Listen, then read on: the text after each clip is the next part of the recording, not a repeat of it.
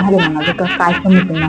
काही पाहुणे असे आहे त्यांना मी आमंत्रणही देत नाही, मानपानही देत नाही, तुम्ही या तुम्ही जा असं कधी त्यांना बोलवणंही करत नाही, तरी ते येतात.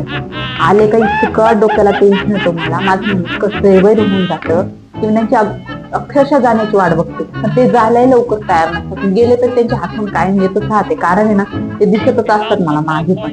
आता काय सांगू तुम्हाला त्या पाहुण्यांबद्दल अजून एक मिनिट, तुम्ही कोणत्या पाहुण्यांचा विचार करताय? मी ज्या पाहुण्यांचा विचार करताय ते वेगळे पाहुणे आहेत ना, बघायचे का तुम्हाला? हे बघा, हे बघ, इकडे इकडे पण ही आणि हा जो पाहुणा ना हा खूप जुना आहे बरं का, म्हणजे त्याला बघून अक्षरशः सगळेजण वैतागले, सगळेजण विचारतात, मम्मी झाली माझी छोटे भाऊ सगळेजण विचारतात हे काय का अजून गेले नसतात. एक जण तर काल टेंगुळच बोलले, दीदी तुझ्या कपाळाला टेंगुळ आले.